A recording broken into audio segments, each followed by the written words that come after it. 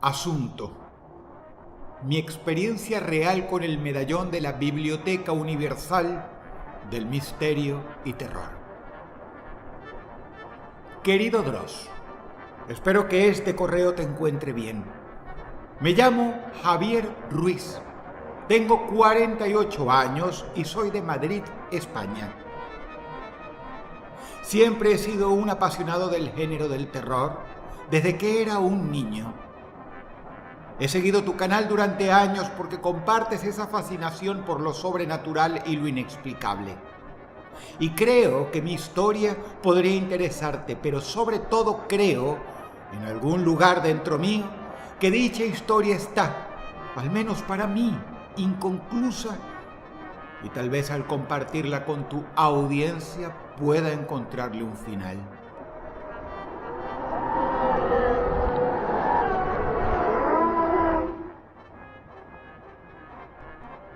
He sentido una serie de cosas muy extrañas que me tocaron vivir hace décadas.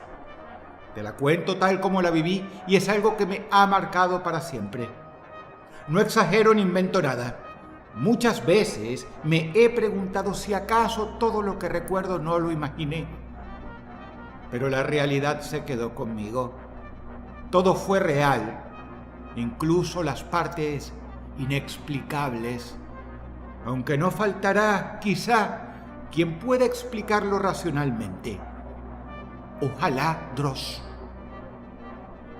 De todas formas, al final, te adjunto escaneos de los folletos originales que anunciaban el medallón del que te hablaré. Puedes verificarlo tú mismo si lo buscas. También te adjunto capturas de cosas que he encontrado aquí y allá vinculadas al mismo.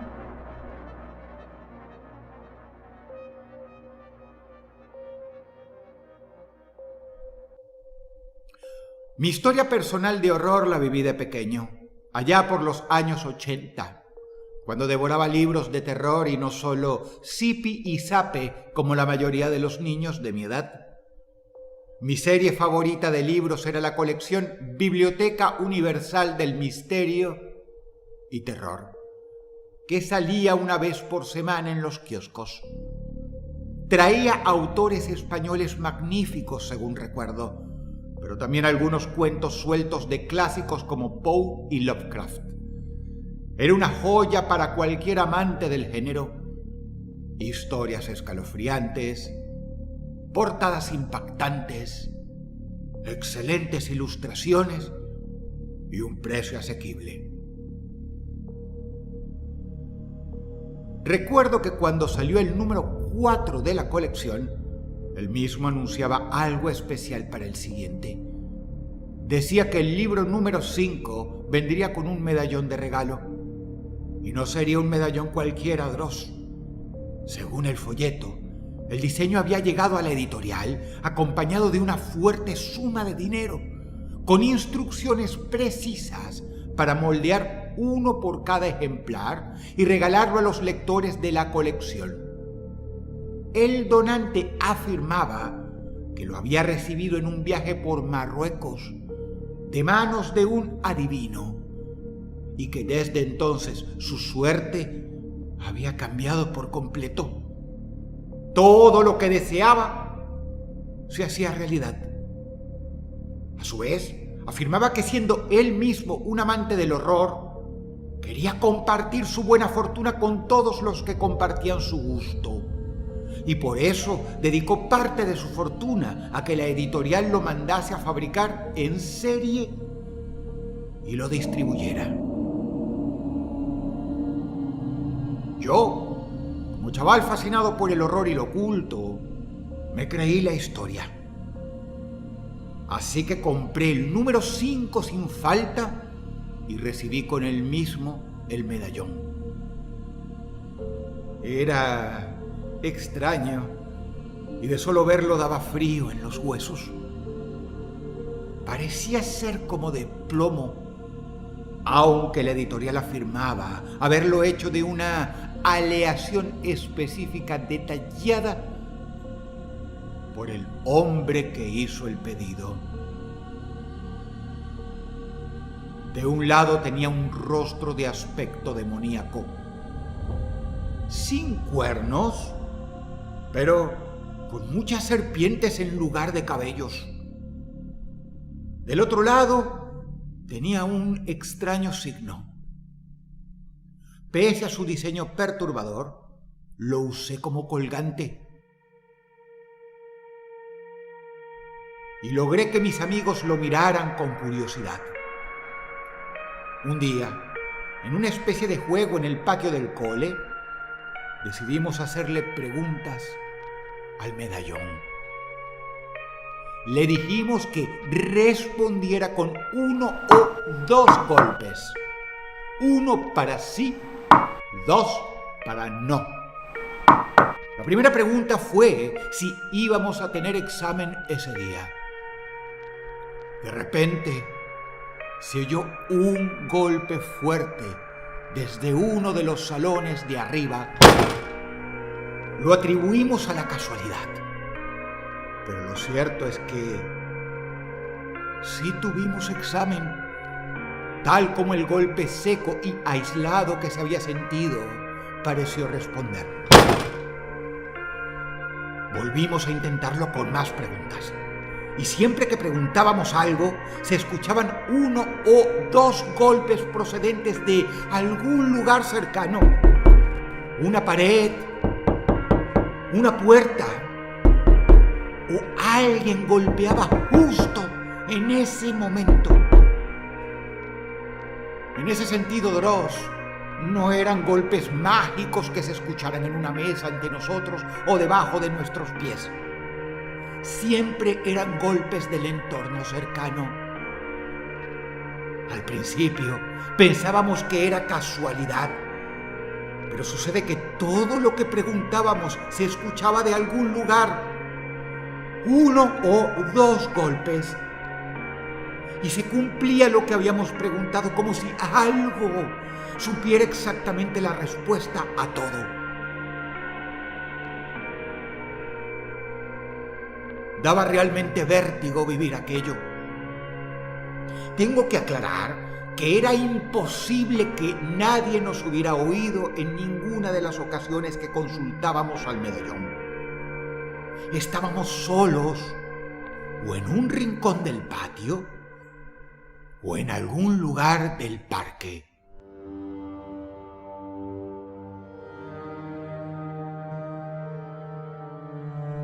Una vez preguntamos si ganaría nuestro equipo de fútbol, y un auto que pasó por la calle sin motivo alguno hizo sonar la bocina 2 veces. Es decir, como diciéndonos no. Dicho y hecho, nuestro equipo ese día perdió. Todo era así de ambiguo, pero también así de raro y específico. Comenzamos a tenerle miedo al medallón, pero yo seguía adelante usándolo, y no solo como adorno, sino a veces pidiéndole favores. Mis padres se habían divorciado recientemente y yo, aunque solo era un preadolescente, sabía que la culpa era de mi padre, que trabajaba en la municipalidad, por liarse con Yolanda, una mujer que vendía flores y estampillas en las calles cerca de su trabajo. Era una fulana que andaba con cualquiera que se le cruzara, pero por alguna razón había engatusado a mi padre lo suficiente como para que dejara a mi madre y se obsesionara con ella. Para pesar mío, mi padre abandonó a mi madre y dejó la casa para irse a vivir a un hotel donde poder ver a Yolanda las veces que quisiera. Era una verdadera putada, y yo no soportaba ver a mi madre llorar por todo aquello. Así que le pedí al medallón, como una prueba preliminar, que Yolanda se enfermara. Y a los pocos días, estando de visita en el hotel donde vivía mi padre, le oí contarle a un amigo que Yolanda hacía días que no venía a quedarse porque estaba internada en el hospital y que los médicos no sabían qué tenía. Yo sentí una mezcla de temor y alegría. Envalentonado por eso, le pedí al medallón con todas mis fuerzas que Yolanda muriera, que mi padre volviera con mi madre, que volviera con nosotros. Pero nada sucedió, así que olvidé el asunto. Seguí leyendo los libros de la colección, aquellos de terror, pero dejé el medallón por ahí y no pensé más en él. Mi madre asistía a una iglesia evangélica en esa época y yo vivía solo con ella excepto los fines de semana que me quedaba con mi padre en el hotel. Un día, mientras mamá limpiaba mi cuarto, encontró el medallón en uno de mis baúles. Me esperó con él en la mano cuando regresé del colegio y me preguntó: ¿qué es esto? ¿Cómo puedes tener algo demoníaco? Yo le expliqué que era un amuleto del bien, enviado al editorial que publicaba los libros que yo leía. Ella insistió en que era algo maligno y, con el medallón en la mano, comenzó a hacer una oración. Y fue ahí a continuación, Dross, que sucedió la cosa más rara que he visto en toda mi vida. En la mano derecha de mi madre, te lo juro, sin que ella hiciera presión ni fuerza alguna, el medallón se partió por la mitad y la parte que no sostenía cayó al suelo. Pero no solo eso, mi madre abrió los ojos, miró asustada hacia la ventana de la sala y lo señaló. Yo dirigí la mirada hacia aquella ventana que daba a la calle desde un primer piso en el barrio Tirso de Molina. Y te juro, Dross, por lo que más quiero, que el rostro del ser del medallón, aquel con cabellos de serpiente, apareció en color rojizo en el vidrio de la ventana, como si fuera un reflejo. Yo corrí asustado a los brazos de mi madre y me puse a llorar.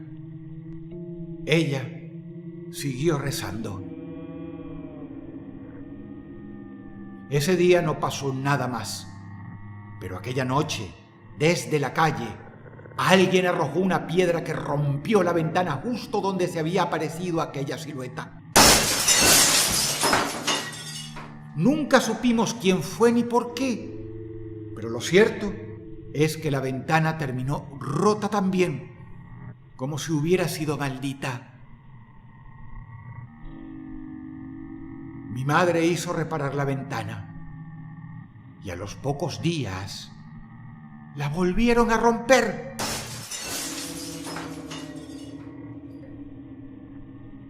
Y aquel no era un vecindario peligroso ni nada, y nunca nos había sucedido antes. Como te digo, el medallón obraba de manera extraña, de forma ambigua, como para dejarte la duda si realmente aquello tenía algo que ver, pero lo suficientemente obvio a la vez para que te acojonaras.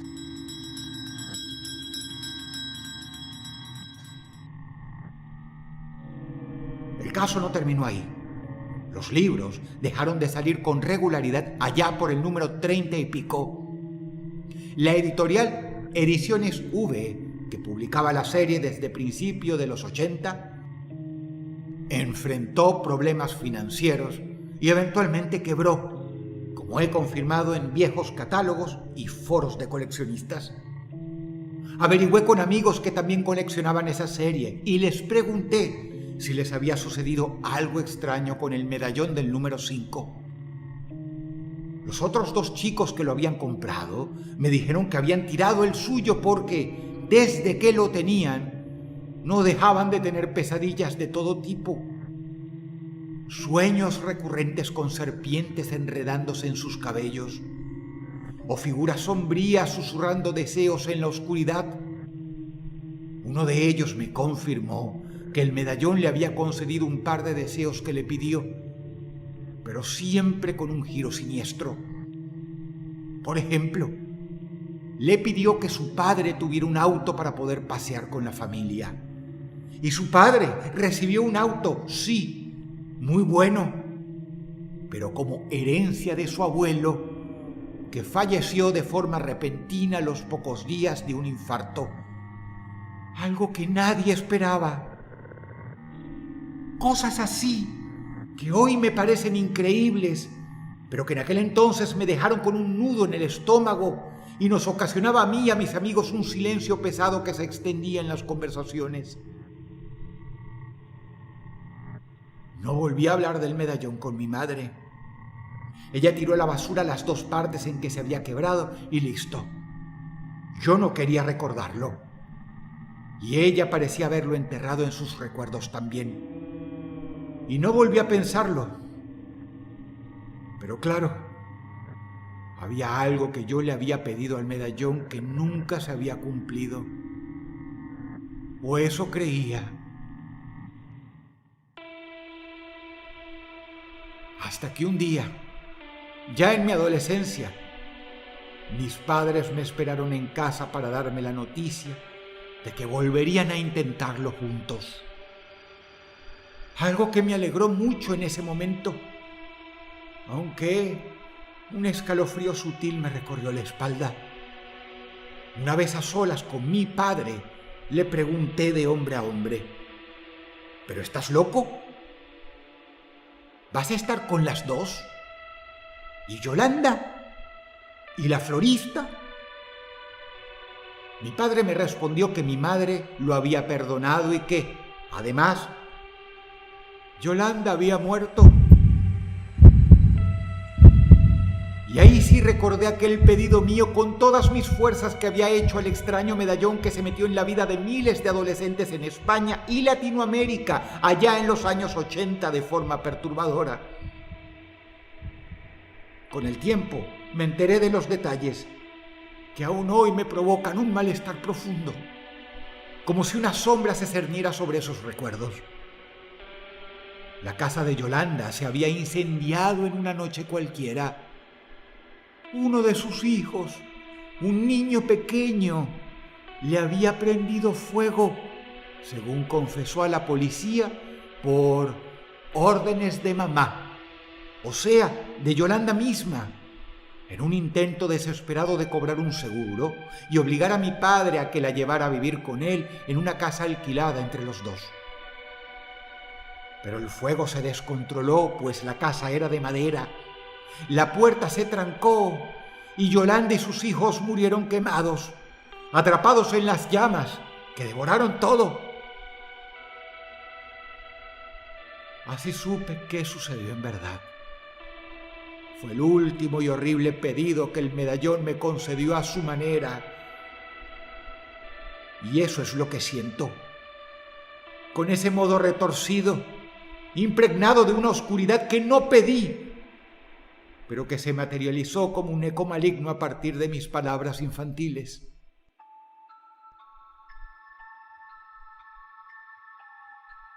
No sé si la historia te parecerá interesante, Dross, como para que me creas a mí y la pongas en tu canal. La realidad es que todo esto me sucedió y te mando todo lo que he podido encontrar. Escaneos de los folletos promocionales de Ediciones V, donde se menciona el curioso medallón como regalo con el número 5. Y referencias a la colección en sitios de coleccionistas que confirman su existencia en los 80. Así como un par de posts de gente relatando experiencias extrañas relacionadas a este raro medallón metálico de los años 80. Yo te mando esta historia porque quiero que la gente la conozca. Y quiero saber si a alguien más le pasó algo raro con el medallón de esa colección. El que venía con el número 5 de la misma. Un detalle real que puedes verificar en archivos en línea de librerías antiguas o buscando en la web. Otra cosa, Dross. Mis padres volvieron a estar juntos. Es cierto. Pero como todo lo que concedía el jodido medallón era siempre con un lado oscuro. Así que terminaron peor que antes. Se volvieron prisioneros de un rencor soterrado que explotaba en discusiones violentas, golpeándose mutuamente en noches que aún resuenan en mi mente como un mal sueño. Mi padre terminó haciéndole perder un ojo a mi madre de un golpe brutal, por lo cual fue preso un tiempo, y su relación se deshizo en un pozo de amargura y remordimiento.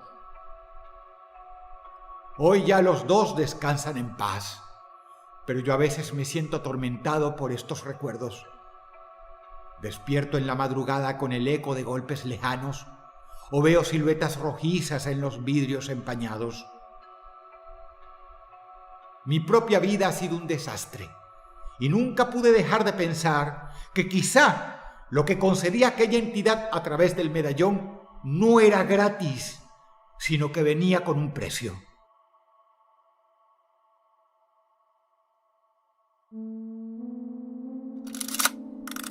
Tengo una teoría de que fuera quien fuera el que mandó el diseño del medallón a la editorial con el dinero para que se produjera y distribuyera, fue a pedido de alguna clase de entidad maligna que quería, de una forma rápida, esparcirse dentro de un público fácil de sugestionar. Quizá lo hizo a cambio de algo. Quizá sirviendo a alguien. La historia de ese medallón no es invento mío. Se puede leer en línea, pero esa es la historia oficial. Yo sospecho que hubo algo más, y el que lo mandó a hacer y distribuir, al parecer, le jodió la vida a unos cuantos, quién sabe a cambio de qué. Quisiera creer que imaginé todo, o que lo soñé. He buscado información en internet, más datos sobre el medallón, pero poca cosa he encontrado más que lo que te mando. Menciones esporádicas en foros de coleccionistas que lo describen como un regalo promocional curioso. Solo pude contactar 2 veces con alguien vinculado a aquella editorial, y las 2 veces me dijo, con una voz tensa y evasiva, que de ese tema no quería hablar. Si decides investigar más, Dross, quizá encuentres otros relatos similares enterrados en los rincones olvidados de la red. Gracias por leer esto. Solo compartirlo ya alivia un poco la carga y quizá alguien más en tu audiencia tenga algo que decir. Te dejo mis datos para que me hagas llegar los testimonios adicionales relacionados con esto que, creo, fue la materialización de un mal antiguo que una editorial liberó de forma imprudente creyendo que sería una buena promoción. Nunca mejor dicho. Vendieron su alma al diablo. Un abrazo desde Madrid. Javier Ruiz.